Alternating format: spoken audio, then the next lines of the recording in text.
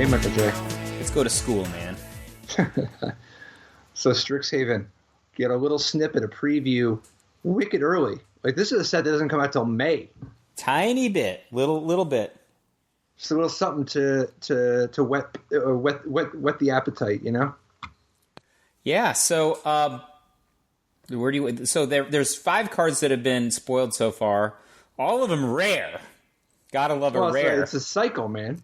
It's the other 5. Remember that command cycle from like Ojutai's command and Silumgar's command? Oh, so wow.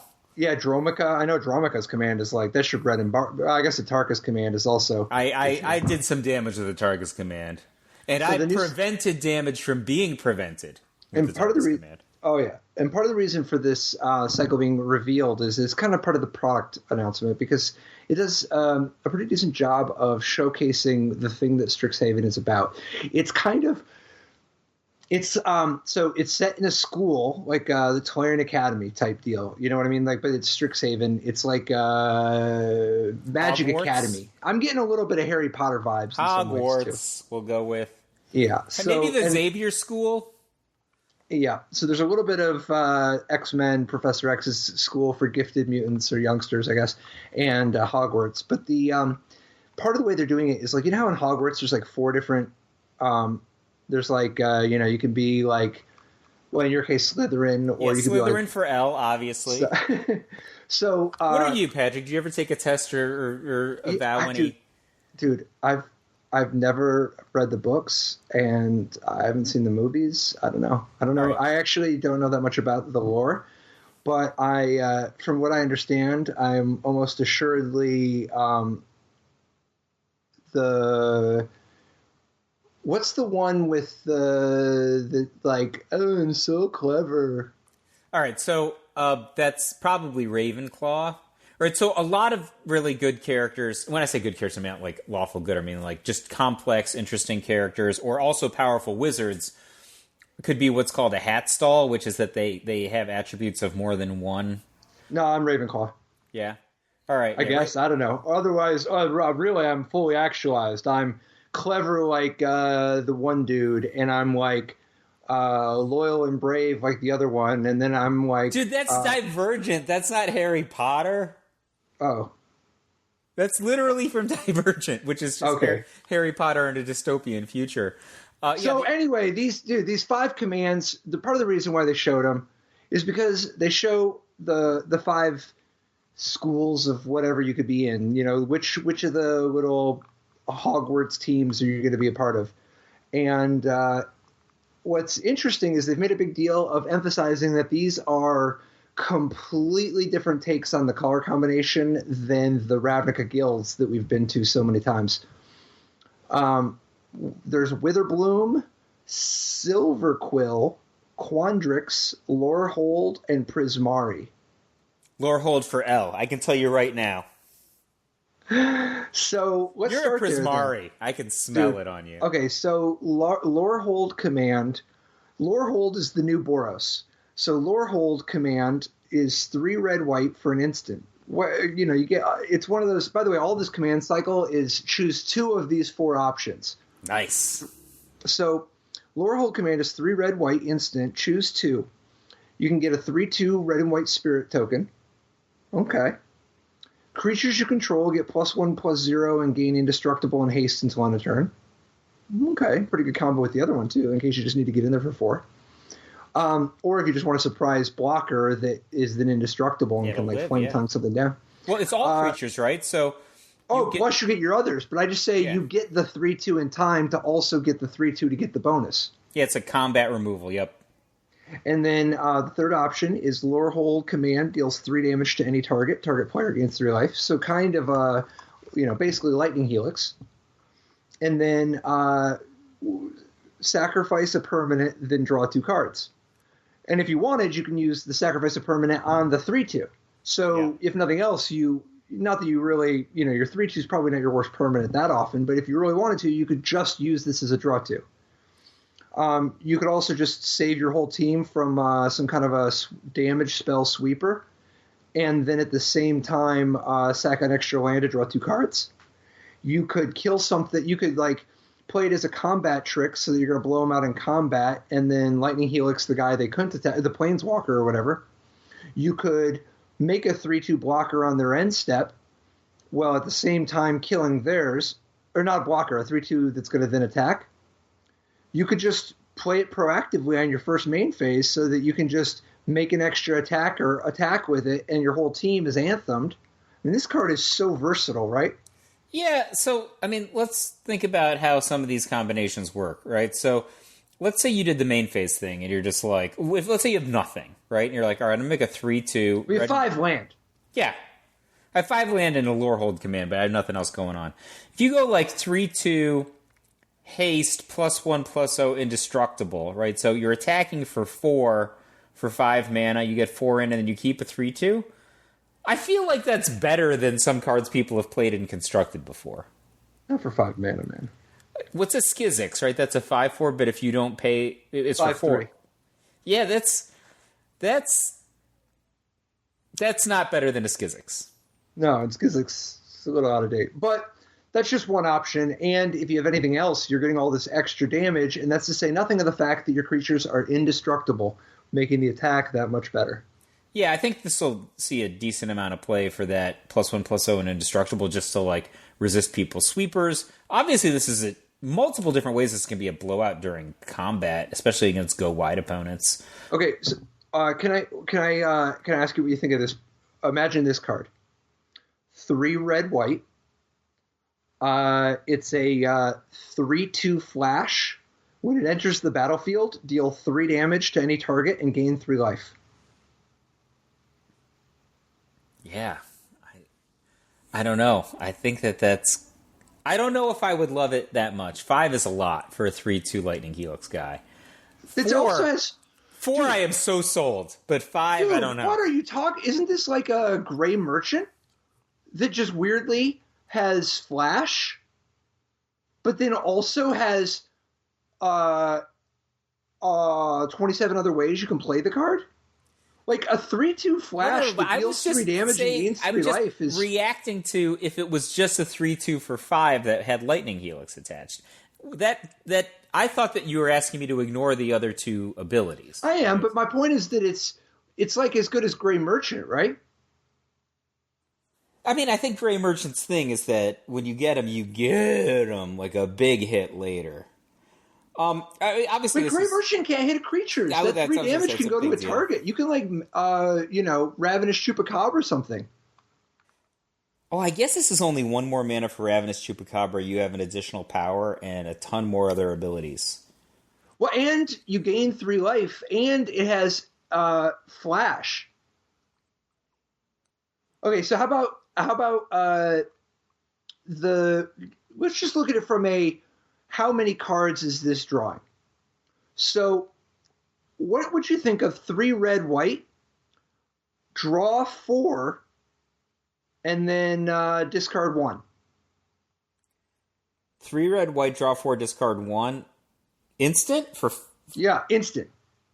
That's way better than cards that I've cast that have qualified me for the professional tour of Magic the Gathering. Okay, so let's walk through some cards here. A lot of these cards here are... What about just draw 3? No, forget it. Let's just go with the draw 4, discard 1. So draw 4, discard 1 is basically it's a draw 3, but you got a little bit of versatility of what kind of cards you end up drawing, right? Yeah, but that's much better than Jace's Ingenuity, as you've described it, right? And Jace's Ingenuity has been a card both of us have right. Played in good and bad contexts. So another way to think, it's kind of a weird sideways way to look at it, but another way to think about this card is that it's you get 2 cards that are each a card and a half. So sacrifice a permanent, then draw 2 cards. That's a card and a half, right? Because your worst permanent, on the average, is probably worth half a card. Maybe you get a death trigger. Maybe it was going to get killed anyway. Maybe you're doing it with a chump blocker. Maybe it's an extra land you don't need. Yeah, there's a lot of nuance to that sacrificing a permanent. Like in the right deck, you want to be sacrificing permanents. Maybe you've got some sort of like threaten type strategy where you're actually gaining value by sacrificing a permanent. I think sometimes you're just sacrificing your 5th land because you're desperate and you're drawing 2 cards that way, and that's not that bad. So it's kind of like Tormented Voice, right? Or the Thrill of Possibilities one, because it's an instant. But like you get to sack a permanent. So it's kind of like Village Rites, but let's look at cards that would cost 2 mana. Village Rites only cost 1, but you can't sack a permanent. You have to just sacrifice a creature. Sacrifice a permanent can actually be upsided. Like there's some enchantments that you want to sacrifice, right? Oh yeah, I mean you could sacrifice your last Evolving Wilds when there's no more basics in your deck. Like that's a thing. You could sacrifice your Treacherous Blessing that was like a liability at that point, or your card that you stole from your opponent. Yeah. The point of all these though is that sacrifice a permanent, then draw 2 cards. That would be a playable card for 2 mana. Like people would play that card. Yes, they I think like they already play Thrill of Possibility, and that card's arguably better. I mean, it very much. So Thrill of Possibility is just a card that you can play. It's like Tormenting Voice. Like Raph Love used to just throw a Tormenting Voice into like his Mardu deck or whatever. Thrill is obviously different than that because it's a little bit more upside. This that you're describing, I think, would be much better in certain decks, and generally speaking, not necessarily better. Well, I think it would be slightly better on the average, and much better in some decks, but because I think sacking a permanent, I think we're going to come to find that sacking of a permanent is going to give you a lot more play than meets the eye. Sacking permanent is awesome sometimes. That's what I'm saying. Like sometimes it's much better, but I don't think it's always better. No, certainly not always, but like so often, whatever card you would have discarded. Like, it's like, oh, I discarded the extra land I don't need. Well, you could also just play the land and sack it. But regardless, that card would be a tournament card for 2 mana. No question. Lightning Helix. If Lightning Helix, just straight up Lightning Helix, obviously automatic staple. It's a cross-format all-star, right? It's a staple all the way up. Never has waned in the last, 16 years. And Lightning Helix is clearly a card and a half, right? Like, a 3 damage, even if you think that gain 3 life for 0 mana is only worth half a card, deal 3 damage to any target is worth way more than a card for 0 mana. The point is that Lightning Helix is that's on the north side of a card and a half. Get a 3/2 red and white spirit creature token. So 2 mana for a 3/2 isn't necessarily that much to write home about. But 2 mana for a 3/2 flash? A 3/2 flash is pretty good for 2 mana, right? Like, you could do something with that. And then creatures you control... a 3/2 for 2 mana, like, you would talk about that a lot. I mean, like, people play 3/3s with downsides for 2 mana. They play 2/3s, like, they can't attack, and, like, they end up being okay, depending on the format. I think a 3/2 flash for 2 mana is totally in the conversation, just... in the abstract for standard formats. Now, creatures you control get +1/+0, indestructible, and haste until end of turn. That's easy, a card and a half. If there was a card that's just red-white, instant, that just said creatures you control get +1/+0, indestructible, and haste until end of turn, that's a card that would see play. People play 3 mana, give your team indestructible with potential upside, right? Yeah, that's good. Right. I mean, Tom Ross would play the hell out of that card. A 2 mana, make your whole team indestructible, and anthem them, and get the tactical applications of haste. The point is that it's easy. And it's an instant? Yeah, it's an instant. You can wait till after blocks, and you just get them. Or in response to their sweeper. Easy, it's a card and a half. Every one of these modes is a card and a half. So you're getting 3 cards of value out of this card on the average. However, you have so many permutations. There's 6 different packages you can choose from. To describe this as draw 4, discard 1 is kind of understating how much versatility and flexibility you're getting.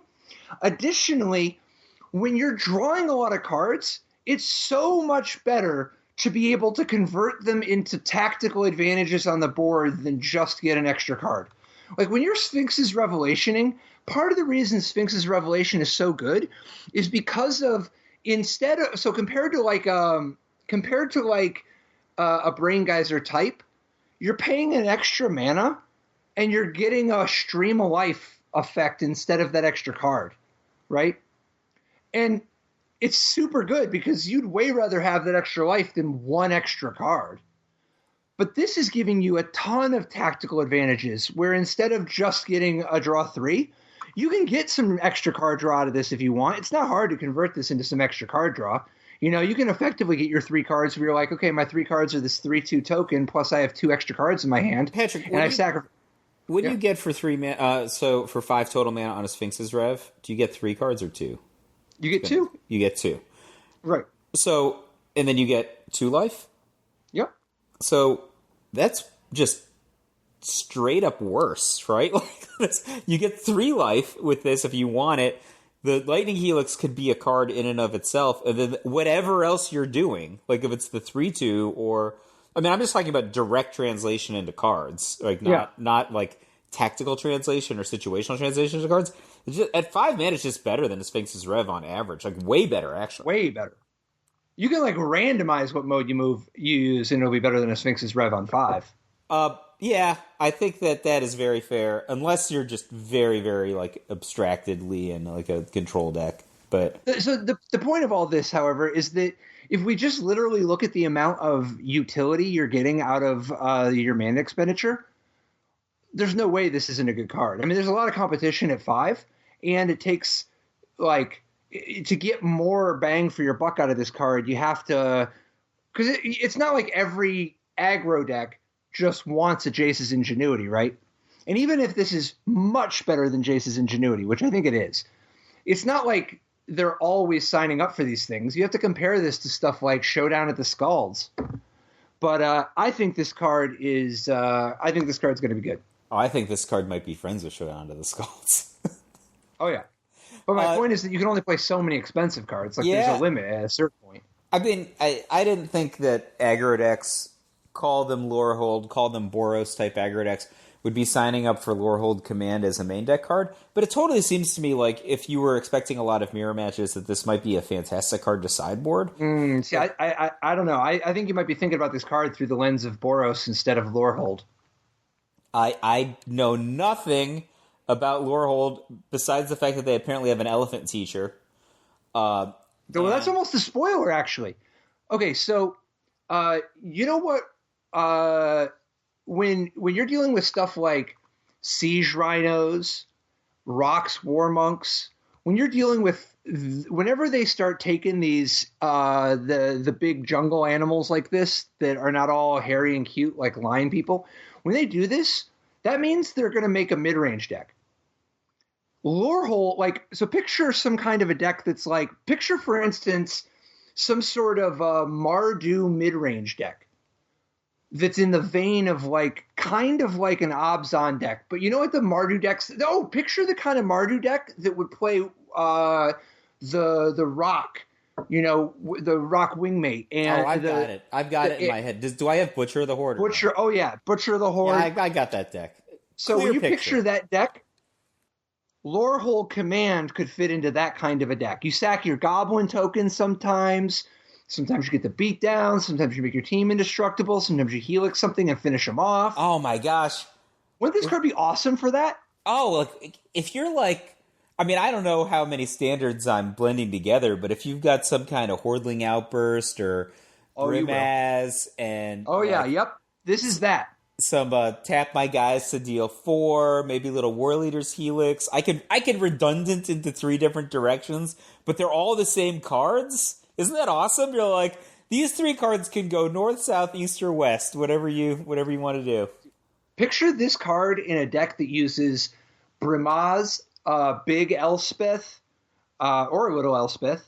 It uses maybe Baneslayer Angel. Maybe you're using Mantis Rider. If you were 3 colors, like this card could be friends with Mantis Rider. Monastery Mentor. This card could be friends with Monastery Mentor. I remember I had that deck a few years back. I don't know if we had the podcast yet. I think we did.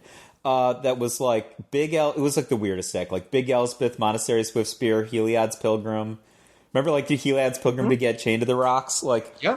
That was also a very effective deck. This would be probably a pretty good complement to a lot of that stuff. Oh, yeah. And that's part of what I guess I'm trying to allude to is that I think Lorehold Command is potentially it's hinting at a very, very fun world. I mean, when stuff like Mantis Rider and Siege Rhino and Rox Warmonk, when those Brimaz, when those kind of cards are good, those are some pretty dope formats. And Crackling Doom, Wingmate Rock, Hordling Outburst, Butcher the Horde, all that stuff. And I think Lorehold Command is going to find a nice home. I don't think you want to think of this card through the lens of a Boros aggro deck so much as you want to think of this through the lens of a 2 or 3 color mid-range deck that happens to use red and white. Yeah, that sounds really fun. And, I mean, we've still got an Elspeth in Standard. So, maybe. Yeah. Oh, that gives you even some tokens to sacrifice to the fourth ability. So if we totally. If we move over to Prismari Command. And by the way, I think sacking treasure is kind of a nice option. I think stealing your opponent's creatures with like the Akroan War, that's kind of sweet. But I also just think that at the end of the day, they're not going to be help themselves. There's going to be some super sweet permanent to sacrifice. Like imagine if you're just playing a Mardu deck and the permanent you sacrifice is your Treacherous Blessing. I bet this card would be dope. But let's keep going. Let's go to Prismari Command, man. Yeah, you called this one out earlier. This is the is it one? 1 blue-red. Talk to me about the 4 options here. So first option, Prismari Command deals 2 damage to any target. Check. Target player draws 2 cards, then discards 2 cards. I'm okay with that one. Target player creates a treasure token. I like treasure. Destroy target artifact. Like, this one seems like it would be a staple in the formats that you could cast it. But you think this card's a staple in Vintage? Okay, maybe not Vintage. How about Legacy? Wait, no, where do you really draw the line? I'm just curious. I think it would be. It would probably see play in Modern, right? The one that's blue red. What's the name? Electrolyze. Blue red 1, deal 2, draw a card. That sees play in Modern, right? Yeah, but it splits up too. You don't have to just do 2 to a target. You can do 1 and 1. Yeah, but this card gives you. True, way more other options. Way more card drawing if you want. Obviously, if you have a little bit of fuel, and then the other thing that it compacts your removal, right? You don't have to spend a separate slot on artifact destruction. Okay, so here's a way to think about this card. Would you play 1 blue-red, draw 3, discard 1? Instant. Obviously. The card would be unbelievable, right? It would be amazing, right? But that's much better than cards that I have played. Right, so... like an instant? Yeah. You need to discard 2 cards to get that at sorcery, and it's playable. Okay, so Prismari Command is a draw 2, but with a ton of selection, which is where I'm getting that draw 3, discard 1 from. The draw 2 is choose any 2 modes, and where Lorehold Command gave you a card and a half for every single ability, Prismari Command is only asking a card out of each ability. Can you get a card, right? And a 0-mana Shock, easy. That's definitely a card, right? A 0-mana Careful Consideration, easy. It's even instant speed. And you can do it to your opponent to deck them. I know. Obviously, Prismari Command is kind of emulating this world of, hey, let's get 4 different effects that you would spend a mana on. You don't really need to spend a mana on them, though, because really what's happening is you're drawing 2, and then you're getting 2 spells that you would spend a mana on for 0 mana. So in some ways, Prismari Command is a draw 3 because you're getting a Dark Ritual plus 2 cards. Well, so Prismari Command deals... draw 2, discard 2. Draw 2, discard 2 is definitely worth a card. Well, here's like how a dummy would look at it, right? Let's go with me. I'm a dummy. When I cast, it's not Careful Study. What's the name of it? Blue and 2, draw 3, discard 2, or you can discard a land. Yeah, Compulsive Research. Compulsive Research, right? Just call that one the second ability, right? You're drawing 2 and then discarding 2. Then if you just get a card value out of any of the other abilities, right, you're already there. And that's besides if you have sweet stuff to do with things in your graveyard, like discarding a Fireman Angel, which is like a thing that you might want to do back in the day. Yeah. Destroy target artifact? Well, obviously, when they have an artifact, that's the easiest home run in the world, right? But if they don't have an artifact, awesome.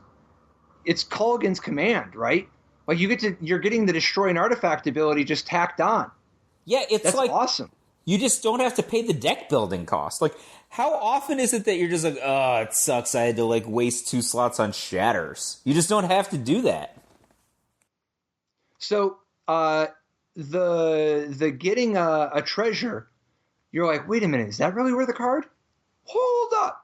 We're talking about Lotus Petal. You get to just choose if you want your card to be a Lotus Petal. Just to be a bad at instant card. speed. At surprise, so that you can just bust out your Genesis Ultimatum a turn early. Or whatever. That's kind of sweet, right? Like, your opponent's like, you've got 3 mana, your opponent's attacking you with, I don't know, a Robber of the Rich, and you're like, all right, ting that, make a treasure, untap, Baneslayer Angel? Like, is that the config? It's pretty good, right? Let's compare this to Culligan's Command. Destroy target artifact, destroy target artifact. They both have that mode. Deal 2 damage to any target. Strictly better than Culligan's Command deals 2 damage to target creature or player. Culligan's Command can't hit planeswalkers, right? No, they changed that one. Actually, it can now. It's been errated. It's like oracled to any target. So yeah, same ability. Destroy target artifact and deal 2 damage, both the same ability, right? So now the other 2 modes are target player discards a card or return target creature card from your graveyard to your hand. So raise dead or make them discard a card, right? Those are good abilities. Those are good abilities. But careful, instant speed, careful study for target player. Like target player draws 2 and then discards 2 is easily worth as much as target player discards a card. Like, what's a better effect for 1 mana? Make your opponent discard a card or draw 2, discard 2? I think that draw 2, discard 2 is far more powerful for if you're going to cost them the same. It's just that there are certain situations where making somebody discard an instant speed is very, very valuable. But that's pretty corner. That's true. But also you can just deck them with this. There's situations where that ability is awesome. Yeah, that's true. The target player creates a treasure. I don't think that ability is as good as Raise Dead. But I do think that the draw, maybe the better way to look at it's the other order. I think draw 2, discard 2 is at least comparable to Raise Dead. And I think target player discards a card is at least comparable to getting an instant speed Lotus Petal when you want. All right, so I would look at it like this. I think this card is about as strong as Culligan's Command. I agree. I think that they're just like in the same neighborhood. Hard to say which one's better. But I think that draw 2, discard 2 must be better than this randomly making somebody to discard, because nobody pays B to just make somebody discard a card of their choice unless it's on a Funeral Charm, right? So it in that case, and then nobody raised dead at all, but people do careful study. So I think that they would raise dead for 0 mana though. Not for 1 mana though, right? If you're gonna pair, but for 0 they would. Yeah, but anyone would do any of these things for 0 mana, right? Like, but if you're going to just straight up compare Careful Study and Raise Dead, Careful Study won a Pro Tour. Raise Dead didn't. So I think this card is it's instant, right in every format up to Modern, and it'll see a little bit of play in Legacy, and yeah. Yeah, I would have drawn the line at Modern. I think it's going to be a regular player. Like, it's going to just, like, you know how you see Culligan's Command in Modern and you're like, yeah, so they just do that. I think this card's just going to be a regular player in Modern, but I just think that it'll occasionally show up in Legacy. Culligan's Command occasionally shows up in Legacy. It's the same sort of a thing. That's fair. So yeah, this one, totally a hit. But what about Quandrix Command? 1 green, blue, instant, choose 2. First mode is return target creature or planeswalker to owner's hand. That's a cool line of text. Second ability is counter target artifact or enchantment spell. It's kind of interesting. Third ability is put 2+1/+1 counters on target creature. Fourth ability is target player shuffles up to 3 target cards from their graveyard into their library. What do you think of this one? It's far less exciting to me than either of the previous 2 cards, but I'm sure it's going to be great anyway. That's my assessment. You think this one's going to be great? I do think that it's... well, when I say great, I mean, like, people will play it a bunch, yeah. I do. Although I just don't think that it's... Like, the other ones are just like, oh, slam dunk, great configuration, that makes sense. Right, so if you look at this one, if you put those first 2 abilities together in context, return target creature or planeswalker to its owner's hand, and counter target artifact or enchantment spell, I can imagine some situations where I would love to be doing those 2 things on the same card in concert with one another, right? Like, that seems awesome to me. And then you get put 2+1/+1 counters on target creature. Like, I guess that's fine. I just don't ever want to do that, I think. That's so, you know. Okay, let's pull back a second. Yeah? How do you feel about a null? I love a null. So that's a 1 mana spell that you play, right? Yeah, I love a null. Absolutely. It's kind of situational, but it's certainly worth a card. And to get it for 0 mana instead of 1, now it's pretty situational, and it's kind of nice that it's cheap. But the point is that a null is a real card, right? A null is a real very, 1 mana card. Very, very good card. Okay, so how would you feel about unsummon that can also hit planeswalkers for 1 mana? It's just 1 mana, return target creature or planeswalker to its owner's hand. I like unsummon that can't hit planeswalkers. Exactly. My point is that unsummon that can also hit planeswalkers, it's not quite Vapor Snag, but you're in the conversation, right? It's pretty close. I think that would probably be a totally play. And actually, yeah, it would be an awesome card. Yeah, okay, so... like, people play like 7 mana for planeswalkers. So what do you think about... or your opponent attacks all your... You know, they attack a whole bunch into your planeswalker, and then you just save it. Plus, you blow them out with a couple of counters so you can get one of their guys for free. But anyway, what would you think of G, instant, put 2+1/+1 counters on target creature? That seems very powerful to me. That's amazing, right? Like, that's the best mode. That's an unbelievable mode. Yeah, for G, like, yeah. I mean, because 2 mana instant, you're happy to get 3, card. but it goes away, right? And the 2, just +2/+2, and probably something other temporary that you do over the course of a turn, sees heavy play across many formats. I think just permanent +2/+2 is very powerful for G. At instant speed. I agree, yeah. Yeah. So, third ability, what do you think of 1 mana, instant, target player shuffles up to 3 target cards from their graveyard into their library? That card is actually probably really good. It's really tactically good.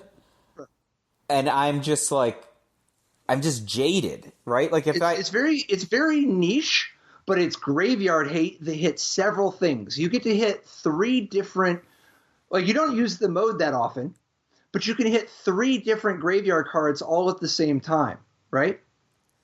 Yeah, I mean, or you can do it to yourself because you have 2 of these in your deck and you have this backup plan of, oh, I'm never going to run out of cards. I just have inevitability on that axis. Yeah, I'm just spoiled because I want to draw a card when I do that. That said, being an instant is very powerful, and there's just doing a response to a reanimator spell. Yeah, it's a counter spell that you got another bonus on. So all these abilities are way more situational. We're describing stuff that's a lot more situational than Shock or Lotus Petal or Draw 2, Discard 2.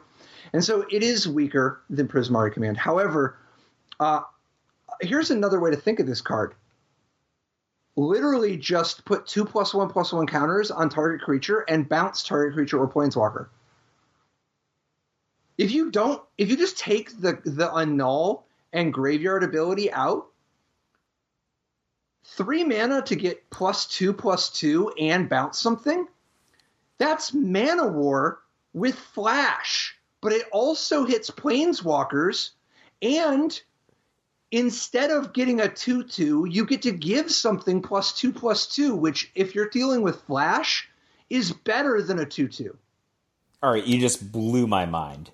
Because anybody who's ever played with a Man of War has certain feelings about Man of War. This is instant speed Man of War. Instant speed Man of War, actually, it's better than Man of War because Man of War is just a 2/2. So this version will make at least a 3/3 if you have a creature. So you also blow them out in combat, probably. You super blow them out in combat. And this can Man of War a Planeswalker. This can Man of War to save your own Planeswalker. And that's not even counting the fact that you have these other two modes. You can counter an artifact or enchantment spell. Isn't that... Like, it's a very high impact. It's just super narrow. I think that the way you have to think about this card is, are you in for the +2/+2 at instant speed Man of War? You know, it's like a better Man of War. It just has these two other weird modes that are like... It was like a trick. No, but they're good. Well, one of them's good. The other one is super duper narrow. But it's good when it matters. It's kind of fantastic when it matters. Like, yes. If you had a spell that was just like, I guess it's like Frilled Mystic or Mystic Snake. Well, right? No. That part is going to come up a lot more often because there's a lot of artifacts and enchantments people play. I just meant that the graveyard mode is very niche. But I was thinking, like, really, if somebody's casting a reanimation spell, you're basically Frilled Mystic. Oh, yeah. That's the... Yeah.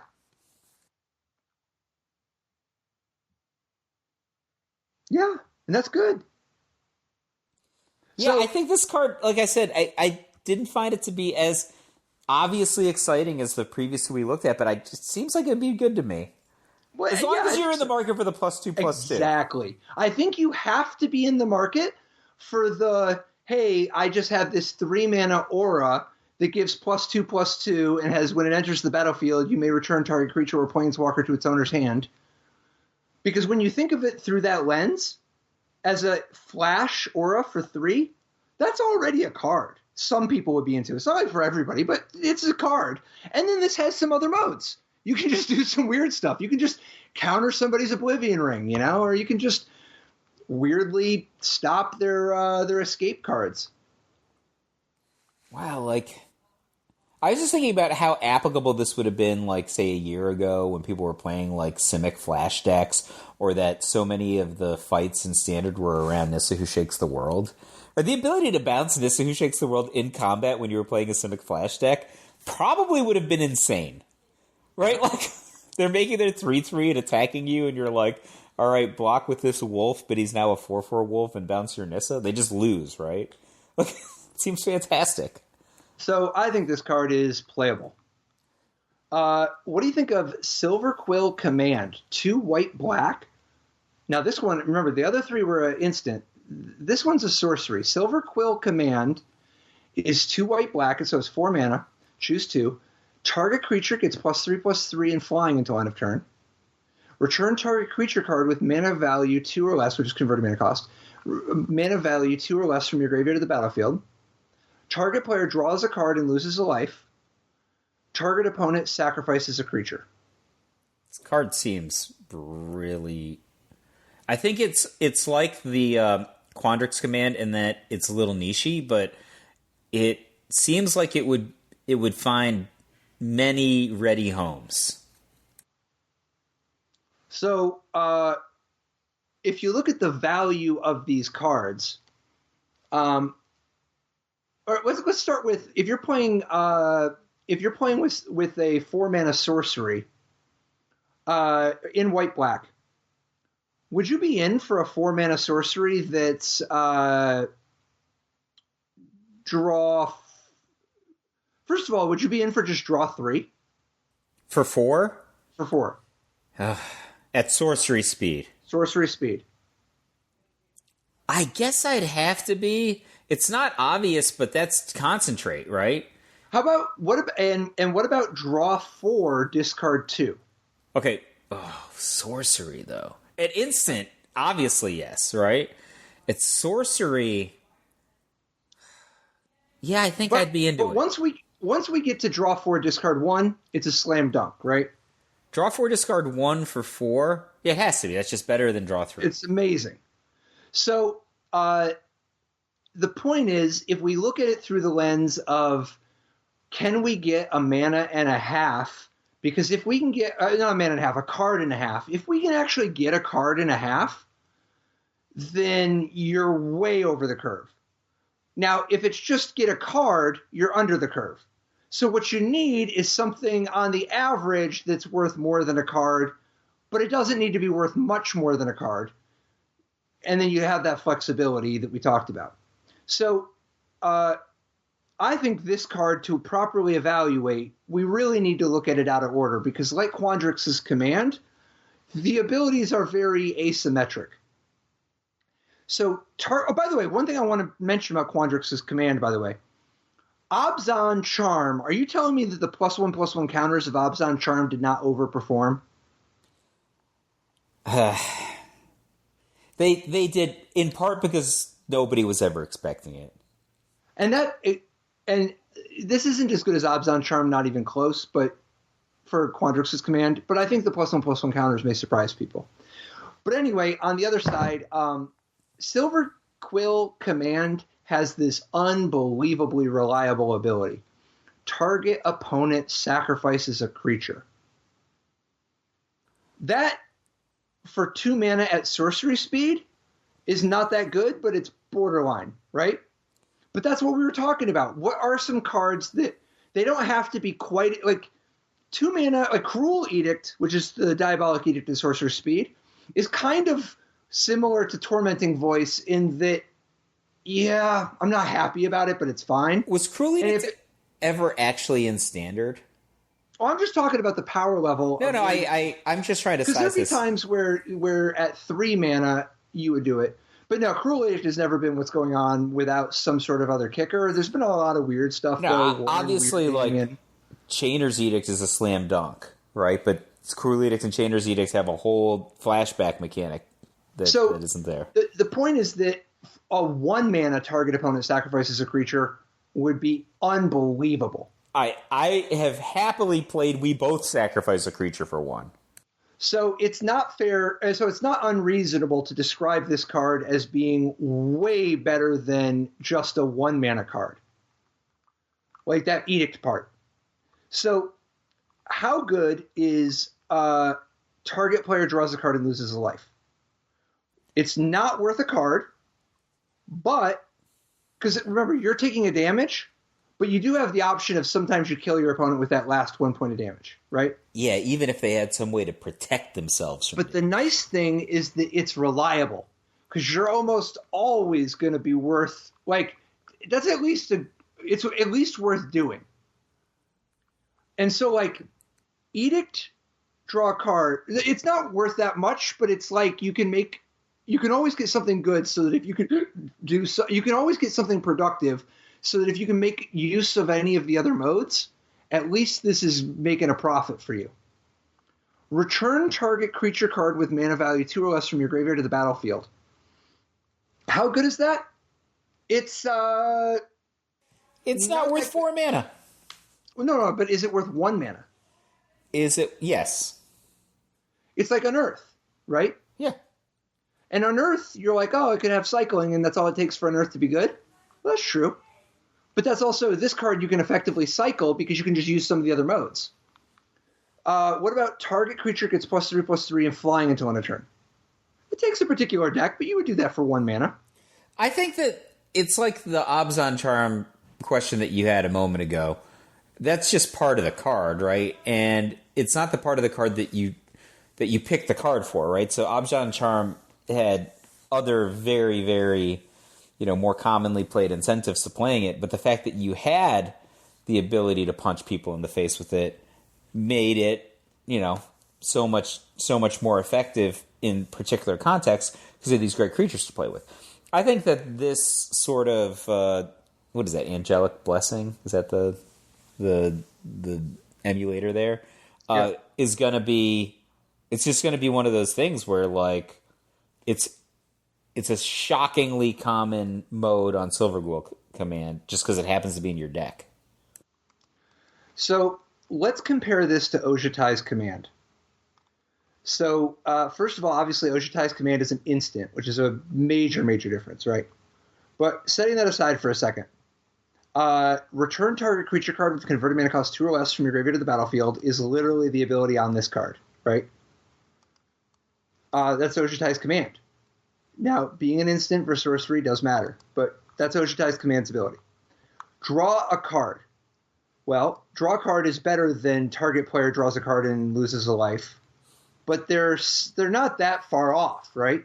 Is it better? I mean, like, it's one life better when you're doing it to yourself, which could be insignificant. It could be a lot, but it could be insignificant.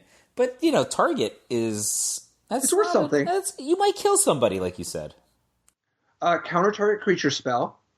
For my money, I think counter target creature spell and edict are at least comparable. I agree. Well, and actually, edict at sorcery speed for 4 might be a little better than counter target creature spell. Exactly. I think you have to have it up. Now, target creature gets +3/+3 and gains flying until end of turn. That's like a better effect than gain 4 life. I mean, gain 4 life is kind of something these people appreciate, but you're getting, like, you would never play 1 mana gain 4. But there are some times where you would play 1 mana, give something +3/+3 and flying at sorcery speed. Right? I think, like, I overvalue life gain. So. Yeah, but you would never play 1 mana gain 4. Yeah, but maniacs play that kind of stuff against me all the time. Not 1 mana gain 4. They would play 1 mana gain 5. Look. Exactly. It needs more. It needs more juice. So the big thing here is that Silver Quill Command is a sorcery instead of an instant, and so I think it's worse than Ojutai's Command, which was a format pillar. So I don't think this card is as good as Ojutai's Command, but this card has some legs. This card has some play to it, right? But the bar doesn't have to be format pillar, right? The bar right, be exactly. And I think that when I said, I think it'll have some ready homes, I'm thinking, hey, there were all these different flavors of Obzon decks in Standard, like when Obzon was one of the best strategies. I can totally imagine the version that, was more aggro with Sorin and, didn't have, Courser of Crufix and stuff. Would it have appreciated something like this? Yeah, I think maybe. I think that version, would have just loved to send people to the air at +3/+3. That was their thing. Like Elspeth, remember that? So here's the thing that is going to completely just, I think, hopefully frame why this card is good. What would you, let's say you're playing a black-white deck that has a bunch of creatures that are cheap, like an aggressive deck. Right? Let's say you're playing the kind of deck that has, 2-drops.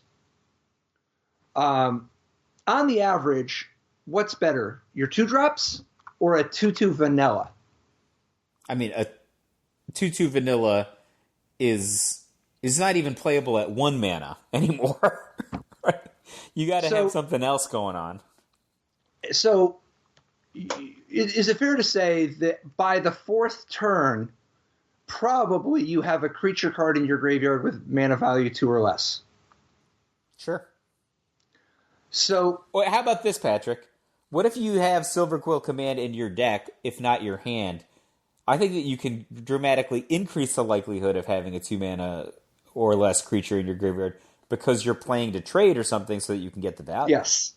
Now, what do you think of Ravenous Chupacabra if we had Edict Chupacabra? Where it's 2 black, 2/2. When it enters the battlefield, your opponent has to sacrifice a creature.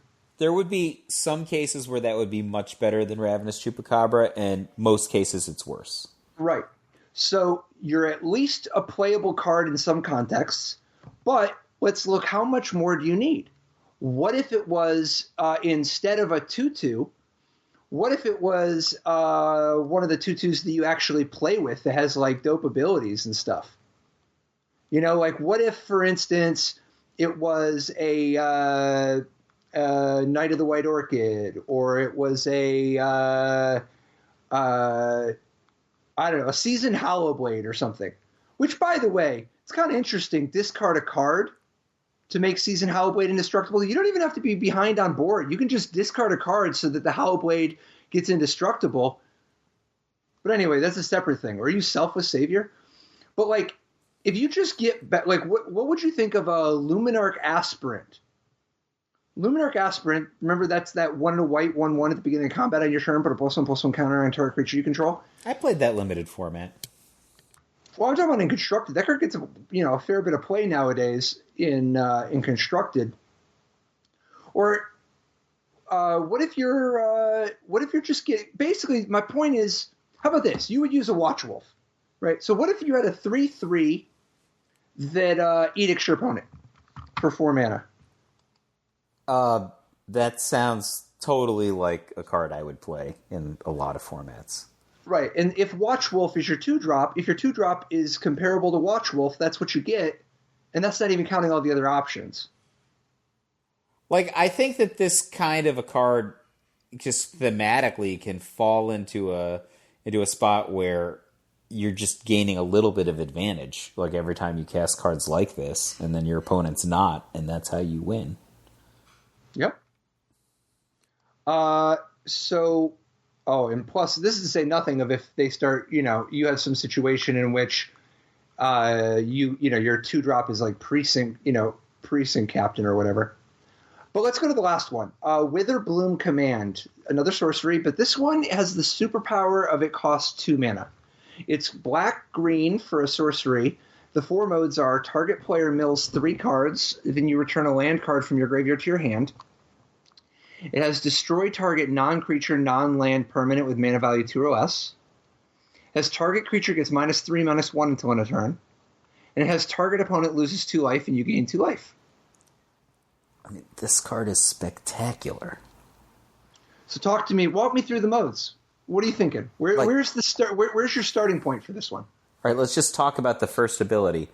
Target player mills 3 cards, then you return a land card from your graveyard to your hand.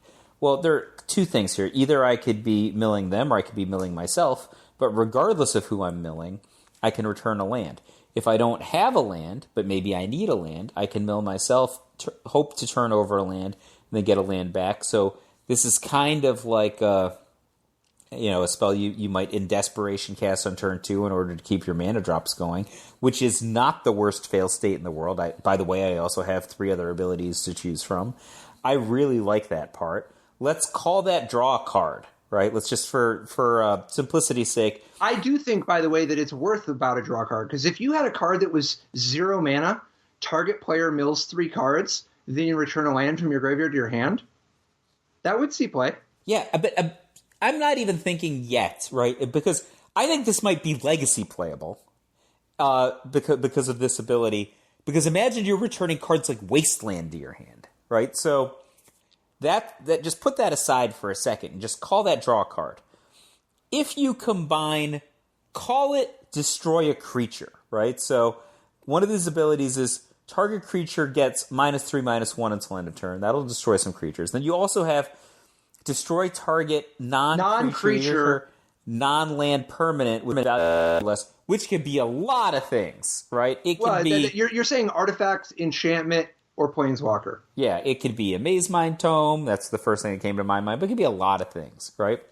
Some version of destroy a creature or destroy something that costs 2 or less. Add that to draw a card. Well, no, not destroy a creature. No. Remember, this is hitting a non-creature. Gets -3/-1 until end of turn. Is a version of destroy a creature for purpose of what I'm thinking, right? Okay. It's kind of a better gut shot in some ways, but it's kind of a gut shot. Like, just be like, imagine there was a card that was just contextually 2 mana, destroy a small creature, draw a card. That would be like awesome, right? Like, you would just be. Well, I don't know. It depends on if it's destroy a small creature or if it's give target creature -3/-1 until end of turn. All right, that's a fair statement. You actually get to kill creatures that are very hard to kill with this. That very true. Like, Seasoned Hollow Blades and River Boas are not easy to kill. Great point. That's a really great point. And the -3/-1's highly effective against those kind of creatures. And I get the draw a card clause if I want. And I haven't even gotten to the 4th one. That 4th one is sweet. Imagine there's a version that's destroy a creature, gain 2 life for 2 mana. There's a whole class of cards that people have played over time for, Vicious Hunger type cards, and Vicious Hunger was the worst of them, right? So that have been played since Vicious Hunger was legal back in 2000. That 2 mana, deal 2 to something, gain 2 life, has been always played. And you have this as the 4th ability, and then you can add it to one of the other 3 abilities. That it just seems like a slam dunk card to me. So, do you think this card is going to be a staple in Standard? Yes. What kind of a deck are you imagining? Because let's try to divorce for a second formats like Modern and Legacy that have fetch lands. Once you're talking about your format just has fetch lands, and you particularly if you can get to a format where your format just has wastelands, right? But like that target player mills 3 cards and you return a land starts becoming incredible if you're playing a loam strategy or dredge or graveyard interaction. Like that card gets way more powerful and powerful. Sets up your loam. I mean, like, it's awesome. Right, but let's bring it down to a lower powered format to make sure this card is still good in a lower powered format. Because I think Prismari Command, for instance, is very good all the way down. But Witherbloom Command in Standard, what does that look like? What is it you're doing? Because also, by the way, another key part of Witherbloom Command in Legacy is that when you're destroying artifacts, enchantments, and planeswalkers that cost 2 or less, being able to hit something like actually being able to hit Ren and 6, or being able to hit or I guess wherever applicable, but being able to hit. There's a lot of cards that are cheaper in Legacy, which then makes the other ability better. If that makes sense. Let's talk about Standard for a second. Yeah. And I already mentioned Seasoned Hollowblade, but, that's, while, a part of the format, that's not the top of the mountain to me. I think that the mono red deck has distinguished itself as the best deck in Standard in recent weeks. And that deck is chock full of Rimrock Knights, Fervent Champions, Chargers. Yeah, but is this card really that impressive? -3/-1 at sorcery speed, and then your opponent loses 2 life and you gain 2 life? That's worse than cards that you don't play. But I also have these other abilities. Yeah, I know, but I'm just saying, like, in the matchup against red, your dream scenario, you're talking about something that's worse than cards you don't play. I don't know that I would play this to the exclusion of some of the other cards. I think that having it as part of my potential, toolbox palette of, paints or whatever, and I can also do these other things in other matchups is part of what makes it attractive to me in Standard. But I think, just to go back to your question, yeah, I'm probably more excited about it in other formats than Standard. Right, and there's nothing wrong with that. I guess what I'm trying to say is it just looks to me like... Okay, imagine they hadn't banned Lucky Clover. But they did. Yeah, do you think this card gets way more exciting if they hadn't banned Lucky No, not Clover? way more. Just because I don't think the costs are not compressed in Standard as much as they are in the powered formats, and the marginal utility of returning a land from your graveyard to your hand is not as high or reliable. And in Standard, there are a lot more creatures that have more toughness, whereas in more powered formats, you might just hit a Dark Confidant or whatever, a Snapcaster. Yeah, like what would you even destroy? Or a Bird of Paradise, a Noble Hierarch or whatever. With the 2 mana restricted one in Standard, like Maze Mind Tome, what else is there to even hit? You're going to occasionally hit people's enchantments that are strangling something or whatever, but like it's not like you're actually hitting that much dope stuff at all. It could get better, but I think, and it's fine. I bet this card is overhyped in Standard. I think that I've come around to your POV. I would say, though, that my enthusiasm for this card in a format like Legacy is, I cannot exaggerate how good I think this is going to be. Now, here's the part that I will leave you with. I think the card's fine. I bet it's super overrated in Legacy. Yeah? Let's just rip the Band-Aid off. I had to ease you in, but I guess at this point, might as well just break it to you. Dude, How good is 2 mana draw 2 in Legacy? 2 mana draw 2 is sorcery speed. Not that good in Legacy. No, it's not. Like, target creature gets -3/-1 until end of turn. Sometimes you can get a card out of that, but it's not that reliable. Well, no, target because their Delver might be flipped already. Right. If target opponent loses 2 life, you gain 2 life. Don't care. Destroy target non-creature, non-land permanent. It's fine, but it's not that reliable, and it's a sorcery. It's not like you would like you can do some really dope stuff. You can play Abrupt Decay. This is so much worse. It's a mana worse. And then and it doesn't hit 3-cost creatures. Oh, and then and a counterbalance can counter it. Right. And target player mills 3 cards, you return a land card. That's pretty cool, but it's not like that's like better than draw a card, really. Sometimes you'll get a wasteland back and it's sweet, but sometimes you just get a fetch land back and it's a card. You don't imagine this becoming a staple in a lands deck? Nope. Interesting. Yep, I think this card is going to be overrated. So I'm not saying it's not playable. I just think this card's overrated in every format. You must be even cooler in Modern, then. I'm cool on this card in every form. I think in Draft, I bet this card is overrated. Yeah, well, the creatures in Draft don't congregate around 1 toughness. So, and I'm not saying somebody can't win the Pro Tour with this. That top ability is the one that's so volatile, because all the other abilities have some pretty nice moments, and you know there's some use. That top ability could be busted. If this card turns out to be amazing, it's for sure the top ability. And there could be some synergies that make this card so good. In Modern, at least Modern is a format where Loam is like very realistic without being so powerful that it's just for sure. The land strategies are so powerful in Legacy that the bar is just so high. But I think you could imagine Loam not being so powerful that you're just automatically there. A Loam deck could use an upgrade, and this card could be a nice fixture for such a deck. So, I think you've convinced me. I was so enchanted by the 2 mana superpower on Witherbloom Command, but it's just not. Maybe it's just not as good. And maybe it could be fine. It's just, it's kind of like, in some ways, it kind of reminds me of the other red green, like the red green charm, where it's like, oh yeah, I guess it sees play sometimes. You just do 3 damage to flyers, and sometimes that's like good. I don't know. Like, something being the cheapest doesn't mean it's necessarily the best. All right. Favorite command?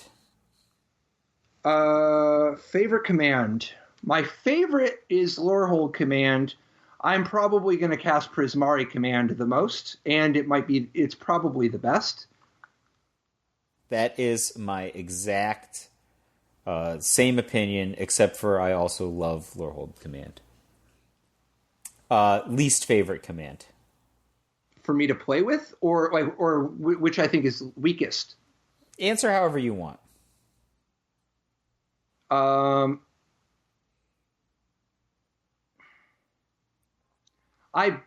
probably least likely to play Quandrix Command, but I wouldn't mind playing it. I hope that I don't play Witherbloom Command. I would personally enjoy the world where I get to play with Lorehold Command. Lorehold Command is like a mid-range control card in my imagination. I cannot wait to play it. If Silver Quill... Yeah. So...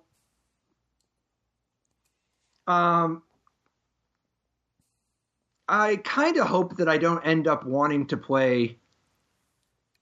Yeah, I really hope I don't want to play Witherbloom Command. Let's put it that way. Wow. I did not predict how down on that command you were going to be. My least favorite is Silver Quill Command. But maybe that's the cop-out. Well, I don't know. It might be weaker, but like, I would enjoy the world where I have to play Silver Quill Command. Oh, so would I. Right, exactly. Whereas But that's the same world that Lorehold Command is really good, right? I think Silverquill Command is like Lorehold Command's kid brother in that world. Yeah, and maybe it's just right to play Abzan, for instance, say. And so I don't play Lorehold Command, but I play Silverquill Command. I'd rather play Lorehold Command, but I'd play Silverquill Command if it was right. You know, like there's a lot of cards that I could imagine making it really enjoyable. If the world where I have to play Witherbloom Command in Standard is not the world that I hope I live in. See, I'll do it if I have to, but I hope I don't live in that world because it means to me most likely that top ability is good. Oh, I see what you're saying. That's all I mean. I actually think that Quandrix Command is going to be fun to play, and I do too. That's going to be a good command for probably the Heartless version of me. So, you know. I bet Quandrix's command is. The thing about Quandrix's command is you really do have to be in for Flash Manowar. And I kind of don't want to be in for Flash Manowar, but I respect everybody who does. I have been in for Flash whatever and Brazen Borrower while flashing other things, and it was profitable for me. And this one seems like it would be good buddies with some of those things, and I have very fond memories. So I'm super, super excited about this set, though, because, I mean, Kaldheim was already my favorite set in many, many years, and I've been playing so much more recently than I have been previously. Just because, I mean, Kaldheim's just really drawn me in, but this is so awesome of it's nice to see them put some points in spots like this. You know, this is a very promising taste of things to come. Yeah, I like it, and I think Lorehold Command is going to be close to my heart.